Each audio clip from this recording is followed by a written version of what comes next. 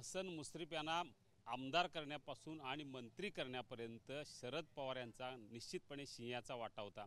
त्यामुळे ऐन जेव्हा शरद पवारांना मत्तीची गरज होती तेव्हा हसन मुश्रीफ यांनी त्यांची साथ सोडली। हाच राग शरद पवारांच्या मनात होता। त्यामुळे त्यांच्या विरोधात एक तगडा उमेदवार शोधून समरजित घाटगे यांना शरद पवारांनी तुतारी फुंकायला लावली। खरं तर हा त्यांचा जो प्रवेश होता तो सहज झाला असता, पण मुश्रीफ यांच्या दारात जाऊन हा प्रवेश घडवला, तिथे गर्दी केली, हवा केली।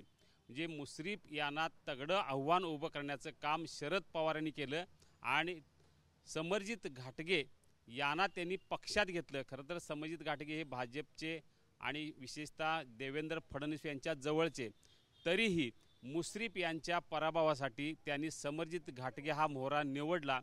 विशेष म्हणजे पवार या कागलमध्ये अजूनही बारीक लक्ष देणार।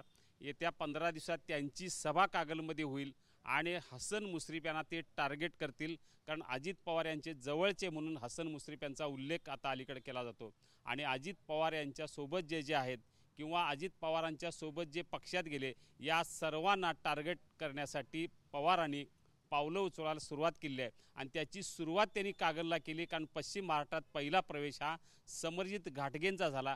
आणि याच कागलमध्ये आता पुन्हा एकदा शरद पवार तळ ठोकतील, सभा घेतील आणि मुश्रीफ यांच्या समोर एक मोठं आव्हान उभं करतील, यात शंका नाही।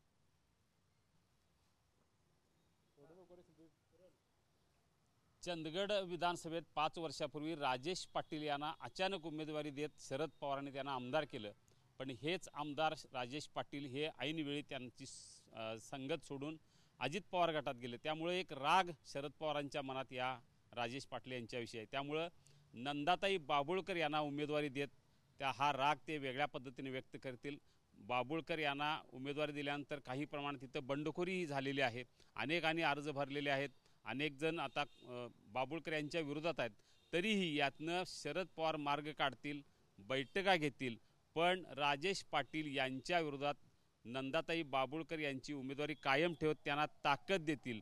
कारण जे शरद पवारांना सोडून गेलेत त्यामध्ये राजेश पाटील यांचा समावेश आहे, आणि जे सोडून गेलेत त्यांच्या पराभवासाठी शरद पवार हे वैयक्तिक लक्ष घातलं।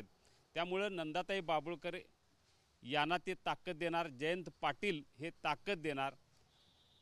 जरी आज बाबुळकर यांना पक्षातून किंवा महाविकास आघाडीतल्या इतर घटक पक्षातून विरोध असला तरी यातनं शरद पवार नक्की मार्ग काढतील आणि राजेश पाटील यांच्यासमोर तगडं आव्हान उभं करण्यात शरद पवार निश्चितपणे एक वेगळी भूमिका ह्यात निभावतील। येत्या 8-10 दिवसात ही भूमिका ते पार पाडतील आणि चंदगडमध्ये राजेश पाटील यांच्या पराभवासाठी शरद पवार हे निश्चितपणे ताकद लावतील।